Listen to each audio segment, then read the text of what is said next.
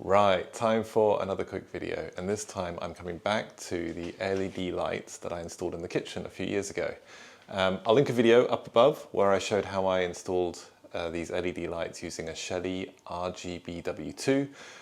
They work really well. I've now got them, you can see, above and below all of the units, and it works brilliantly. It's lighting the kitchen nicely, it's helping us to, while we're preparing food, etc. It's all great. But there's one minor exception, and that is this area here, going above the sink and in front of the window. There are no LED lights there shining down, so it means that when we are using, when we're working at the sink, especially at night, it can be very dark, especially as when you're standing here, you're essentially in the way of the ceiling lights, so you're casting a shadow onto the sink, making it even harder. So I wanted to try and fix that, and I've come up with a plan on how I can put LED lights across this gap between these two units. Hang on, let me just see if I can get, from this unit over here to this unit over here, and link it in with the existing LED lights powered by those Shelly RGBW2s. So let me show you what I've bought, and then we'll get it fitted and see how it works out. Okay, so this is what I've done. I've bought two pieces of wood. Hopefully you can see that here. They're both L-shaped pieces of wood. And what I have done is I've painted the inside white,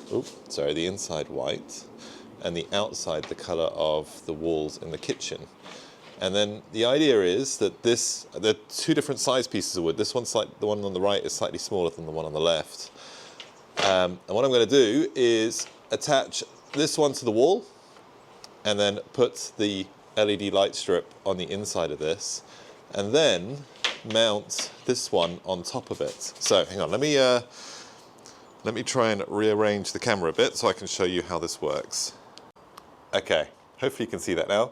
There's two pieces of wood. There's two L-shaped pieces of wood here. One is slightly smaller than the other, but when you put them together like this, they fit together nicely. This piece on the right-hand side here is going to attach to the wall, and I'm going to mount the LED strip on the underside of this piece on the right. Then I'm going to mount this piece of wood over the top. The hope is then that will mean that we can't see the light directly from the kitchen, and because the inside of this is all painted white, it will hopefully reflect the light down and make it a bit softer, so it lights up more of the countertop without there being too much direct light. So that's the plan. What I need to do is mount this piece of wood, this one on the right, the smaller piece, onto the wall, then put the LED light strip underneath it, and then secure this larger piece of wood on top. Hopefully it will all make sense as I put it together. So yeah, let's get on with it and see what happens. So the first job was to attach the smaller of the two L-shaped pieces of wood onto the wall. I put it up against the wall, leveled it up, and then drilled through the wood into the wall to mark where the screws would go through the wood and where I would need to put wall plugs into the wall. Then put the wall plugs in the wall, and then prepared the piece of wood by countersinking the holes so that the screws would go flush with the wood. Once that was done, I took the piece of wood back down and attached the LED light strip to the underside of the wood. That was done by using the 3M tape, or the sticky tape that was, the double back tape that was on the back, and that went in pretty smoothly. I just made sure that the center of the LED light strip was in the center of that piece of wood. I needed to extend the cables from the LED light strip so that it would reach the Shelly RGBW2, and I used a product called a solder seal connector to do that. It's essentially a little tube with some solder in the middle that you push the two cables you want to extend into the little tube and then heat the tube with a heat gun. And the tube shrinks to grip hold of the cable, and the solder melts and seals and then creates an electrical connection for the two cables.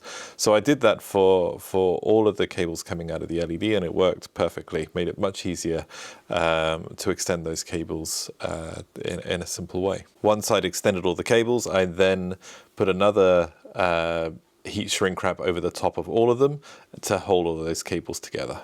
Then it was a case of reattaching the smaller the Ls with the LED now attached to it back onto the wall, and then wiring it up to the Shelly RGBW2. What I did is I actually reused the Shelly RGBW2 that's already controlling the left-hand unit within my kitchen. I'll put a link to my previous video up above and down in the description where I go into some detail on exactly how I wired up the LEDs into the Shelly RGBW2. With the lights all wired up, it was then just a case of putting the larger of the two Ls on top of the L that I had already, or the L-shaped piece of wood that I'd already put onto the wall. And that was essentially it. Right, a couple of things I did to just finish this off. You might be able to see I put this tubing in here, and that is to hide the cable that comes out of the end of the LED light strip on its way to the Shelly RGBW2. This is just electrical conduits tubing that I bought from my local DIY store. I've also, hopefully you can see this, here we go. I've also put these little white stickers, these white sort of circular stickers on top of the screw heads, just to hide the screw heads, but also it means I can find them again in the future if I need to. And that's it, all installed. You can see with it off, it's very subtle, very inconspicuous. It sort of blends in quite nicely to the wall.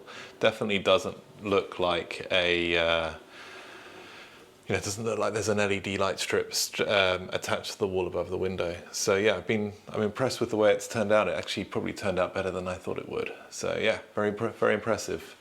But obviously the most important thing is, what does it look like while it's on? So let me show you. Now time for the grand reveal. So the light is there, but it's not on at the moment. So this is what it looked like before it was installed.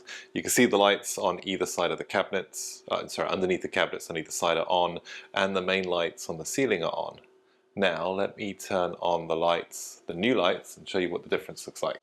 And there we have it with the new lights on, or the new LED strip on. You can see how it nicely lights up that area between the two cabinets, making the light on the work surface far more consistent across the whole length. Yeah, really impressed with it. Right, thanks for watching. Please like and subscribe if this video was useful, and yeah, stay tuned for more content coming soon.